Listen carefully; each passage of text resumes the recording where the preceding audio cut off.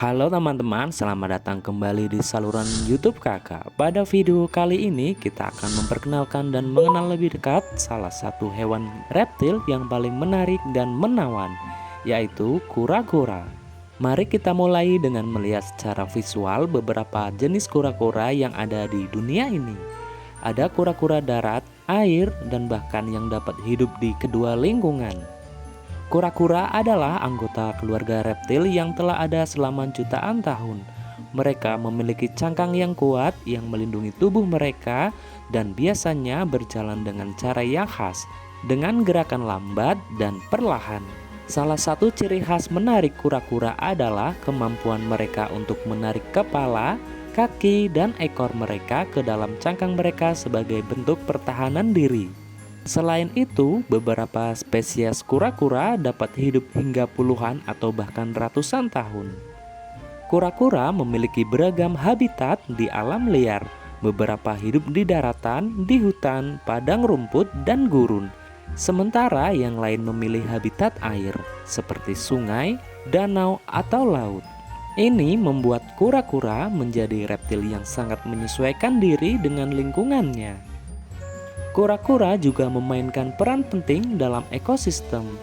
Mereka membantu menjaga keseimbangan ekosistem dengan berkontribusi pada daur ulang nutrisi melalui makanan mereka.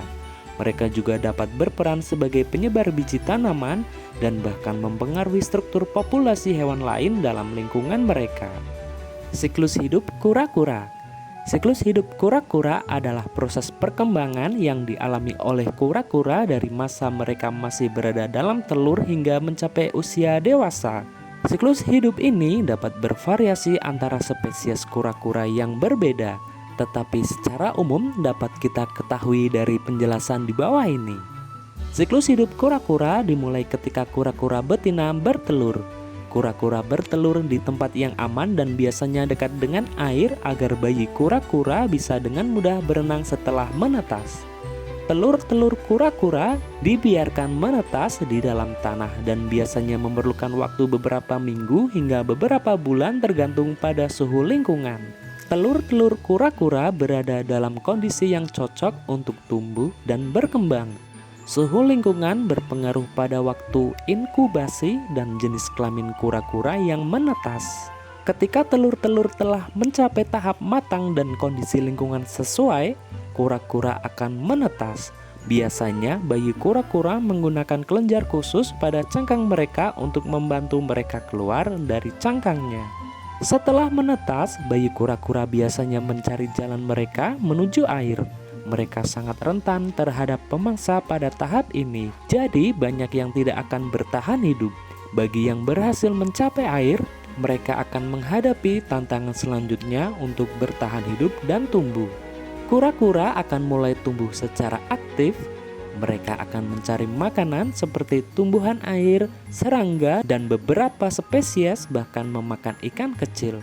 Pertumbuhan kura-kura terus berlanjut hingga mencapai ukuran dewasa. Setelah mencapai usia dewasa, kura-kura siap untuk berkembang biak dan berperan aktif dalam siklus hidup mereka sendiri. Sayangnya, beberapa spesies kura-kura di seluruh dunia menghadapi ancaman kepunahan akibat perusakan habitat alami, perburuan ilegal, dan perubahan iklim. Oleh karena itu, konservasi dan upaya perlindungan terhadap kura-kura menjadi sangat penting. Itulah sedikit pengetahuan tentang kura-kura. Semoga video ini telah memberi kalian wawasan baru tentang reptil yang menarik ini.